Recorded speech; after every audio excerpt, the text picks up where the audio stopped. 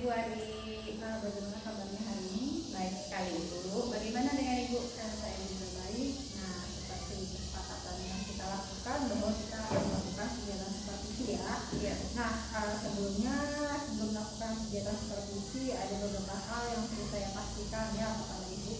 Nah, apa sih kompetensi apa yang ingin saya bantu Ibu untuk saya kembangkan? Saya ingin Ibu membantu saya mengembangkan kompetensi saya di bidang coaching Ibu. Ya. Jadi Ibu akan mengembangkan kompetensi di bidang coaching. Nah, sebelum lanjut, karena Ibu akan membahas tentang coaching, saya akan menyampaikan beberapa rubrik penilaian. Yang pertama, dalam coaching itu Ibu harus melakukan proses sesuai dengan alur kita ya. Yang kedua, Ibu harus menerapkan prinsip-prinsip coaching dalam proses percakapan Ibu nanti. Nah, baik Ibu, kira-kira bagian mana yang perlu saya amati nanti pada proses coaching? Saya perlu diamati pada bagian mendengarkan aktif dan juga kesadaran penuh. Ini dua poin ya, ada yang mendengarkan aktif dan kesadaran penuh. Baik Ibu, penilaian apa yang akan Ibu kembangkan? Penilaian tentang solusi dari permasalahan yang dihadapi coach Ibu. Nah, dari kegiatan observasi ini apa sih harapan Ibu? Harapan saya dapat meningkatkan kompetensi coaching saya. Nah, baik Ibu, kita akan bersama. Ibu sudah menceritakan, jadi saya sudah mempunyai gambaran umum ya tentang kegiatan hari ini. Nah, Ibu bisa dipanggil rekannya yang ingin diajak untuk coaching. Bisa, tunggu sebentar.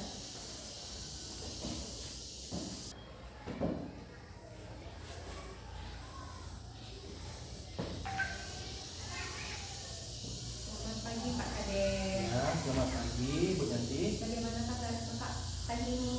Ya, sementara keadaan saya dalam keadaan sehat dan tetap bersemangat. Kalau Bu Yanti bagaimana? Sama kok, Pak, sehat dan semangat. Ya. Apa rencana pertemuan kali ini Pak Kades? Jadi gini Bu Yanti, ini sangat luar biasa sekali ya. Saya bisa minta waktunya Bu Yanti untuk ingin saya perbincangkan di sini, di mana tujuannya adalah saya menemukan solusi dari permasalahan yang saya hadapi di kelas. Jadi tujuannya mendiskusikan permasalahan di kelas. Iya betul. Apa definisi tujuan akhir yang ingin Bapak ketahui? Jadi definisinya adalah tentunya saya mendapatkan solusi dari permasalahan yang saya sampaikan. Sebelumnya saya ingin menyampaikan dulu permasalahan saya di sini. Jadi permasalahan saya di kelas itu adalah ketika saya membentuk sebuah kelompok, pada saat kegiatan berdiskusi itu masih ada murid yang ribut dan juga tidak mendengarkan arahan saya ketika melaksanakan kegiatan pembelajaran. Masih banyak yang ribut, masih banyak yang tidak konsentrasi dalam kegiatan pembelajaran. Jadi ukuran keberhasilan pertemuan hari ini apa? Ya tentunya ukuran keberhasilannya saya dapat mendapatkan solusi dan saya dapat menyelesaikan permasalahan ketika kegiatan pembelajaran, terutama dalam membentuk sebuah kelompok. Jadi tidak ada lagi anak-anak yang ribut, tidak ada lagi anak-anak yang tidak fokus ketika kegiatan bekerja kelompok dilakukan di dalam kelas. Jadi selama Bapak adik menjadi guru banyak menemukan masalah-masalah di kelas. Bapak dari skala 1 hingga 10, di mana sekarang pencapaian tujuan Bapak tersebut? Jadi kalau dari skala ya dari skala 1 sampai 10 belum kurang lebih saya berada di posisi yang ke-6. Karena ya mengapa ke-6? Karena itu udah yang saya sampaikan tadi, masih banyak permasalahan-permasalahan yang terjadi di kelas, terutama ini yang paling urgent ini yaitu kegiatan pembelajaran di kelas pada saat menentukan kelompok. Bukannya mereka lebih fokus, malah ribut dia gitu. Dia bukan membahas pembelajaran, malah dia bercerita permasalahan perusahaan ketika di luar kelas, ketika dia bermain, dan juga tidak fokus ke kegiatan pembelajaran, tidak sesuai materinya apa yang dibahas apa gitu ya. Tapi kalau 6 itu sudah sangat bagus Bapak. Bapak sudah memiliki modal dasar Bapak untuk pengembangan berikutnya. Jadi apa kekuatan Bapak dalam mencapai tujuan tersebut? Kekuatan apa yang Bapak sudah miliki? Jadi kekuatan yang sudah saya miliki, kebetulan saya kan sebagai wali kelasnya, tentunya saya memiliki waktu yang banyak di kelas, dan juga ini momen ketika masa-masa MTLS, masa semangatnya murid dalam belajar. Ini yang kekuatan yang saya miliki. Namun inilah muridnya itu ketika baru masuk memang dia semangat, cuman dia bercerita ketika dia saat libur, ketika dia saat bermain, itu yang dibahas ketika berkelompok. Iya, makanya itu dari segi kekuatan yaitu yang sudah saya sampaikan tadi. Saya selaku ketua kelasnya, ya wali kelasnya. Jadi di sini saya memiliki kekuatan, memiliki waktu yang banyak yang bisa saya lakukan di dalam kelas. Jadi apa peluang atau kemungkinan apa yang bisa Bapak ambil? Nah, jadi kemungkinan yang bisa saya ambil adalah di sini saya bisa memahami situasi kelas. Terus juga saya bisa peluang-peluang salah satunya adalah waktu kebersamaan dalam kelas. Itu yang peluang yang saya akan ambil. Di samping itu juga di sini saya itu yang saya sampaikan tadi sebagai wali kelas, tentunya saya memiliki waktu yang lebih dalam kegiatan pembelajaran. Inilah peluang-peluang yang akan saya ambil. Dari peluang-peluang tersebut, peluang-peluang yang Bapak sebutkan tadi, apakah Bapak memiliki hambatan atau gangguan yang menghalangi Bapak dalam meraih tujuan tersebut, Pak? Ya, tentu banyak sekali hambatan. Tantangannya banyak banget. Terutama ketika pembelajaran. Nah, saya sudah melakukan pembiasaan pagi sudah. Saya sudah melakukan ice breaking, saya sudah melakukan asesmen di awal untuk memahami setiap kebutuhan murid, apa sih kebutuhannya, apa sih yang dia sukai, apa sih hobinya. Banyak itu yang saya sudah gali, bagaimana lingkungan di rumah, bagaimana hubungan dia dengan orang tua, apakah berjalan harmonis. Karena kan tidak semua latar belakang murid itu tidak semua sama. Ya, tidak semua sama. Ada yang latar belakangnya mampu rumahnya, ada latar belakangnya kurang mampu. Nah, di sini ya saya sudah amati. Karena ini saya rasa itu berpengaruh dengan dia melakukan kegiatan pembelajaran di kelas. Lingkungan keluarga sangat mempengaruhi. Di sinilah amat-amatan yang begitu muncul. Murid masih ribut dia, murid dia masih tidak fokus, padahal langkah-langkah itu sudah saya lakukan. Langkah-langkah pembelajaran yang Pak Kadek sebutkan tadi sudah sangat bagus menurut saya, sudah sangat lengkap. Tetapi masih ada juga yang anak-anak yang tidak bisa dikondisikan. Terus apa solusinya Pak? Karena tidak berhasil, jadi apa solusinya? Jadi di sini tentu solusi yang ingin saya ambil yang pertama, di sini kan ada komunitas belajar. Pada saat kegiatan komunitas belajar ini, saya ingin mengangkat ini sebagai bahan pembahasan terutama kepada rekan-rekan sejawat, karena saya yakin setiap teman-teman guru itu memiliki pengalaman sendiri-sendiri dalam memecahkan suatu masalah. Nah di sini saya akan mencari solusi bagaimana pengalaman-pengalaman Bapak Ibu guru terutama yang sudah senior dalam mengatasi permasalahan ini. Dan yang kedua, saya ada solusi, saya akan membuat media pembelajaran tentunya yang lebih menarik dan juga sesuai dengan kebutuhan masing-masing guru. Saya akan variasikan media pembelajarannya, ada yang berupa audio, visual, itu saya mau kombinasikan. Mana yang kira-kira dominan murid itu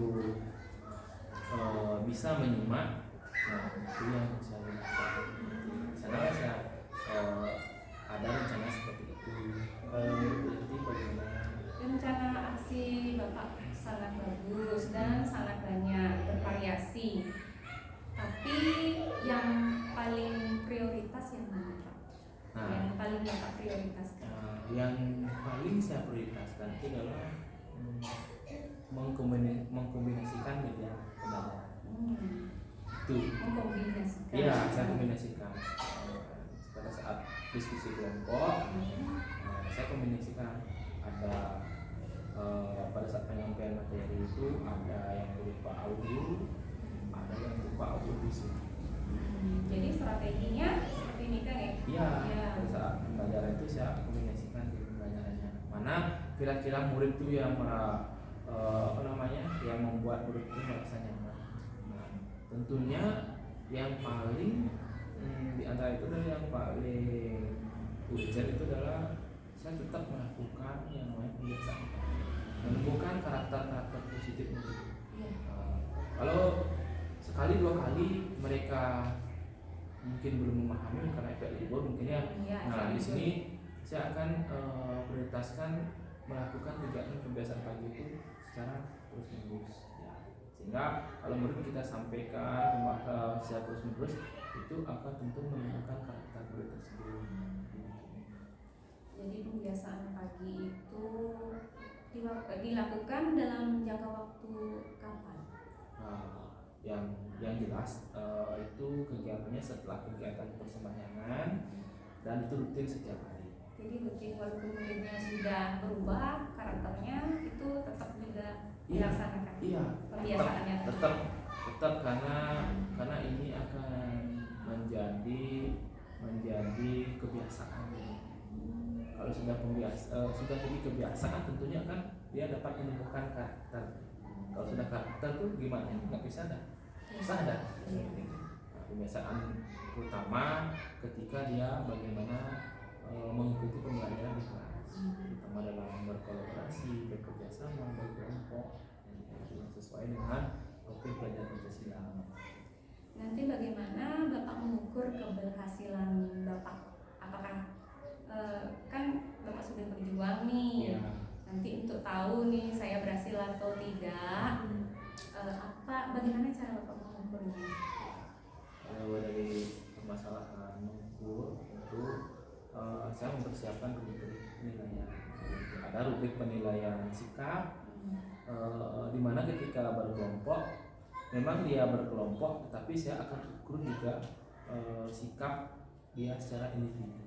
Secara individu, bagaimana sih kegiatan pembelajarannya? Apakah dia itu setelah saya lakukan pembiasaan pagi, setelah kegiatan pembelajaran itu dikombinasikan, media pembelajarannya saya dikombinasikan, apakah mereka masih ribut atau tidak?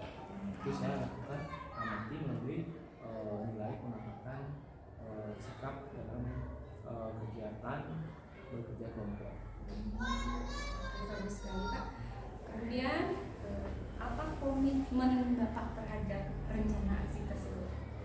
Biasa sih berkomitmen untuk terus melakukannya Bu Yanti. Berkomitmen agar kegiatan pembelajaran terutama bekerja kelompok itu dapat terlaksana dengan baik.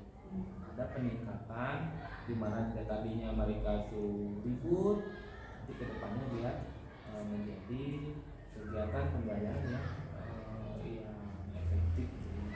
Itu pembelajaran. Tetap saya akan berkoordinasi dengan rekan sekolah, dengan rekan-rekan guru, dengan kembali itu untuk berkomitmen untuk dapat memecahkan permasalahan ini dan menyelesaikan. Bagus sekali Pak, Bapak sudah berencana melibatkan kepala sekolah, teman sejawat di dalam melaksanakan melaksanakan kegiatan-kegiatan yang ingin Bapak kembangkan di sekolah. Semua sudah terlibat. Setelah kita melakukan coaching hari ini, apa yang Bapak dapatkan dari bincang-bincang ini? Nah, setelah saya berbincang-bincang sama Bu Yanti, tentunya melalui pertanyaan-pertanyaan yang Bu Yanti sampaikan, saya menemukan sebuah ide dan gagasan untuk dapat menyelesaikan permasalahan yang saya sampaikan. Karena Bu Yanti sudah memancing, memberikan pertanyaan-pertanyaan yang menimbulkan ide-ide saya. Jadi yang sebelumnya tidak terpikir, setelah Ibu pancing dengan pertanyaan itu, sehingga saya menemukan sebuah solusi, ide-ide apa yang ingin saya kembangkan, apa yang ingin saya lakukan di kelas. Bagus sekali, sekarang Bapak bisa lanjutkan ide-ide yang Bapak temukan tadi. Semoga ide-ide tersebut bisa lebih memajukan kompetensi Bapak sebagai guru dan anak-anak kita bisa lebih baik lagi. Nah, di sini saya mengucapkan terima kasih sama Bu Yanti atas waktu yang sudah diberikan kepada saya, dan saya berharap nanti ke depannya Bu Yanti bisa memberikan saya sesuatu tuntunan arahan untuk dapat meningkatkan kompetensi lain yang mungkin ingin saya kembangkan di kelas. Ya, senang sekali saya dapat membersamai Bapak pagi hari ini. Selamat bertugas. Terima kasih.